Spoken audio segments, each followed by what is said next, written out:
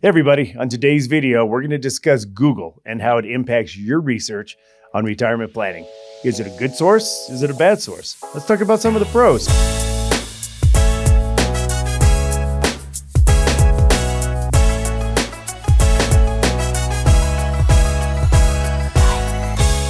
I think Google is a wonderful tool, and I think it brings a wealth of information to us. Now, that can be good or bad, and we're going to kind of crack into that here in just a little bit. So the wealth of information on Google is absolutely amazing. It's a 100% free resource. You don't have to pay for Google, so that's another wonderful thing about it. And I think if you're going to start your education process, I think Google is a fine place to go. It's a great place to dive into some topics that maybe you're not super familiar with. I think that does come with some caveats, and I think there are some cons to Google. We have a lot of clients coming into our office, and you can tell they've done some Google research for sure.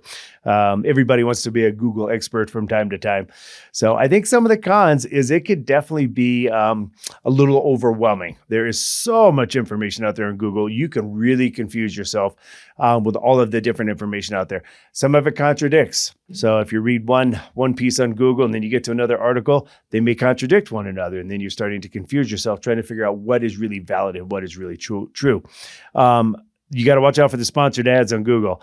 So Google can actually also be kind of a sales tactic. Some relevant information that's going to help you could actually be a sales tool for some company or advisor trying to sell you, one financial product or another, which may not necessarily be a bad thing, but you do have to be aware of that. And I do see that people just get super, super confused when they do some Google research. And I like to use Google myself. I think it's cool. I think it's an awesome tool, but it could definitely just add a lot to the confusion when you're trying to talk about income planning, tax planning, what type of investments to use. Capital gains tax versus income tax versus long and short-term, capital gains tax, ordinary income, earned income, unearned income, Roth conversions, the 5-year rule.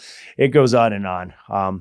When you meet with a financial planner and they got 5, 10, 15, 20 years of experience under their belt, it's tough to put Google in front of that experience. Just be aware when you're looking at Google and when you're checking all that cool stuff out. It's fun to look at cars, but it can get a little overwhelming when you're talking about financial planning, that's for sure. So if you like the information that we're providing for you, just make sure that you smash that subscribe button, hit the like button, and we'll talk to you next time.